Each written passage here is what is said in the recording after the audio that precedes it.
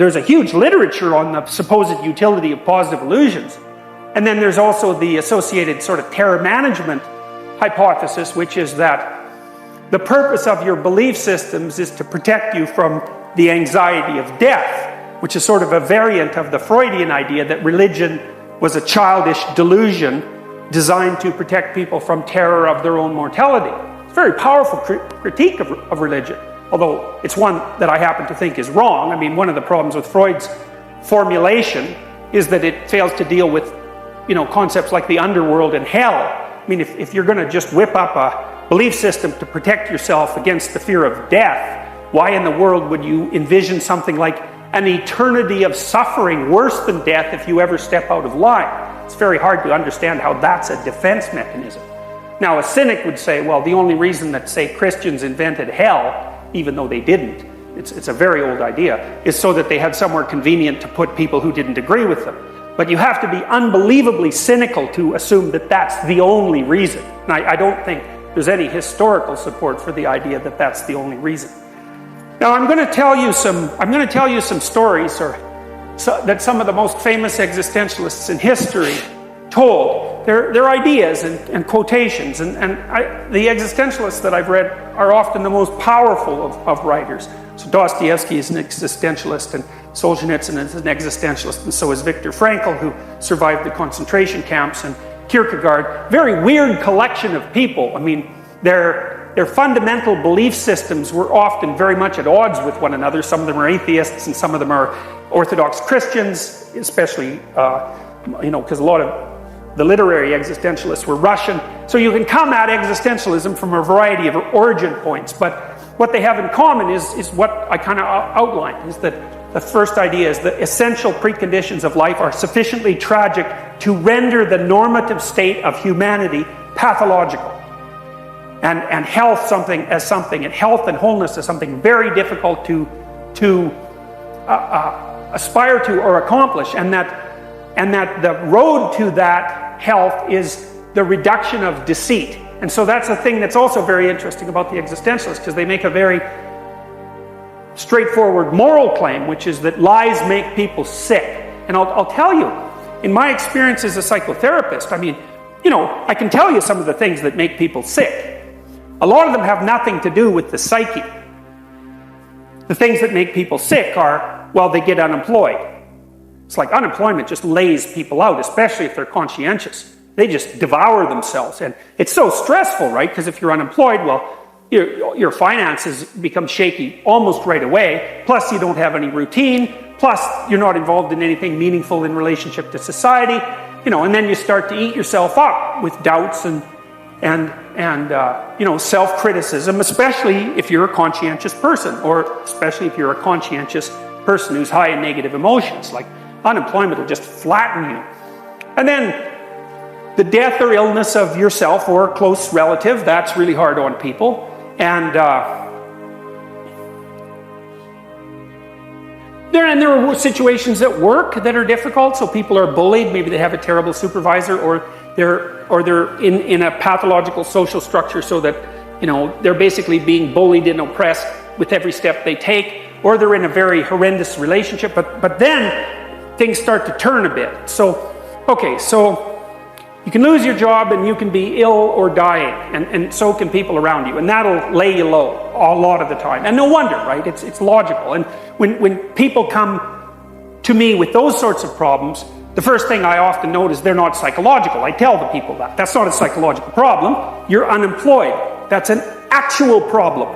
And it's really useful to distinguish those, right? So for example, and this is something that psychiatric diagnosis does very, very badly. If someone comes to me and they're depressed, so they're not sleeping properly, they feel terrible in the morning, they don't have a lot of energy, they're having a hard time experiencing any positive emotion, it's difficult for them to move, and they have a lot of negative thoughts about the past and the present and the future. I do an analysis of their life first to say, well, do you have a job that's, all right, that at least isn't horrifying? Is it okay for you to go to work in the morning? Do you have an intimate relationship that's basically functional? Do you have some friends? Are your relationships with your family members okay?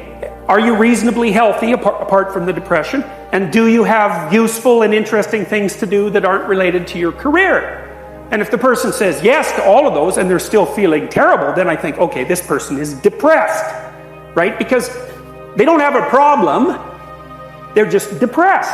And in my experience, those are the people who respond quite well to antidepressants. You know, because their nervous system isn't calibrating its analysis of their situation to the reality of the situation. It's as if their lower status, according to their status comparator, which is a very primordial thing, since even lobsters have it, so their status comparator isn't paying attention to their actual status. And maybe that's because they're, you know, temperamentally high in negative emotion, or maybe it's because they had been traumatized earlier in their life, and so they're much more sensitive to any signs of failure. It's easier to knock them down. But then you have the other people who are, well, they don't have a job, and they never have, and maybe they're 30 or 35. No real stable employment history, no real educational history, it's pretty patchy. One or more illnesses, and then family members who are just out for their absolute destruction. Like, families can be unbelievably pathological, so they're enmeshed in a familial situation where, for one reason or another, as soon as they get up off the ground a little bit, someone knocks them back down. And then maybe they have a drug or alcohol problem to go along with that, or they have a relationship with someone who has a drug and alcohol problem or a mental illness. And sometimes you see people who have like all 5 of those things going on at the same time. It's like, that's not precisely mental illness. Now, a lot of that's associated with deceit.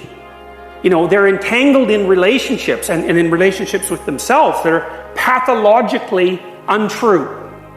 So I've seen people, for example, who are in families where probably nothing they were ever told was true. Like, it was never just true. It was always twisted and bent in some way by whoever was talking to them for the purposes of that person. Power or domination or positive illusion or delusion or something. Like, all the communication within the family was motivated. And so it's so awful to grow up in an environment like that, because you can't get a grip on what's real. And then, you know, it can get worse than that, in that the person will tell you that they love you and they'll act all sweet, but every time you do anything that's even vaguely productive and useful, they'll just criticize you to death. And all the while telling you that they love you. It's really horrible. And that's all tangled up with deception and lies. And it's a weird thing, because if you look at the Freudian hypotheses, you'll notice that Freud attributed an awful lot of psychopathology to repression, right? But I think the distinction between repression and self-deception or deceit is very permeable. It's like, what's the difference between repressing something and lying to yourself about it? Well, Freud would say often that repression occurs unconsciously, but I really wonder about that. I think that what happens is that something happened, or you did something that you don't like, and it's bothering you, and you could think it through, but you just decide not to. You just don't think it through, so it's left vague and uncertain, and, you know, it's fairly emotionally salient, but you just refuse to think it through, and you practice doing that until you've built up a habit of not thinking that through, and then you forget that you've built up the habit, and then it's like it's being repressed unconsciously. But I think that you know, or at least you knew when you first did it. And so, you know, when you meet people who are acting in a twisted and peculiar way, and you ask yourself, they're very manipulative, say, you ask yourself, well, do they know what they're doing? The answer to that could be, well, no. But another answer could be, yeah, but they knew once. They knew when they made the decision to start acting like that, but after they did it 100 times or so and made it into an automatic routine, well, then they forgot its origin, and now it runs autonomously. And so now they don't know, but they did know.